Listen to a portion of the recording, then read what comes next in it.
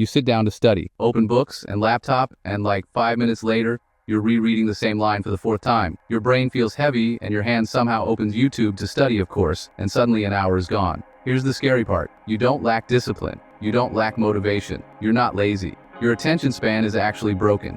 And honestly, almost every study video on YouTube is accidentally making it worse. Today I'll show you why you can't focus while studying or doing anything else, how to train your attention span without even knowing it, and how to rebuild your focus so you can focus for hours without forcing it. By the end of this video, you'll understand why most students never fix their attention span and why you won't be one of them. Part 1. Why your attention is actually failing and it's not your fault. Let's start with a truth nobody tells you. Your brain can't focus on the same thing. It isn't designed for continuous focus. It's designed for context switching. When you study the same subject for hours, read the same type of material, you force yourself through boredom. Your brain enters what psychologists call the mental dead zone. You're awake, but your attention is gone. You may have experienced this in school sometimes. This is why you read but don't remember. You highlight without understanding. You feel tired without doing much. The mistake everyone makes is that they try to push harder. But they don't know attention is actually like a muscle. You train it on a regular basis in sets and gradually increase weight. In your case, time. If you try to do all at once, you'll overtrain and your muscles will actually get worse. Shikamaru doesn't grind endlessly. He switches modes for battles or shogi with a suma. He preserves attention instead of burning it. That's the first rule you need to understand. You don't study longer by forcing focus. You study longer by gradually increasing the time and training it like exercise. As they call it in fitness, progressive overload.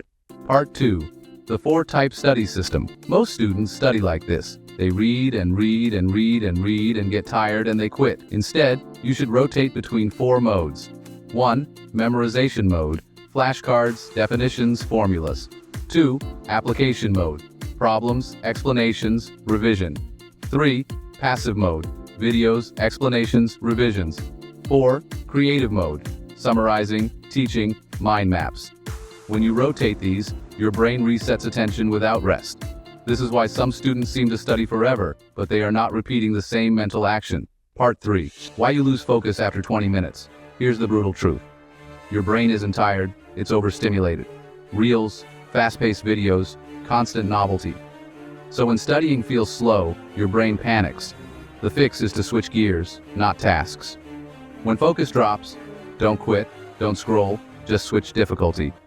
This resets attention without breaking momentum. So here's the thing, Ayanokoji doesn't really rely on motivation. Nope, he relies on systems. And here's what he would actually do, plan the night before. Your brain honestly hates making decisions in the morning, so just decide what subject, what chapter, what exact task before you go to sleep. Start early and you'll have a dopamine advantage. Your willpower is at its highest in the morning. Scrolling first though, totally ruins it. Don't stand up. Every time you leave your chair, your brain starts searching for an escape.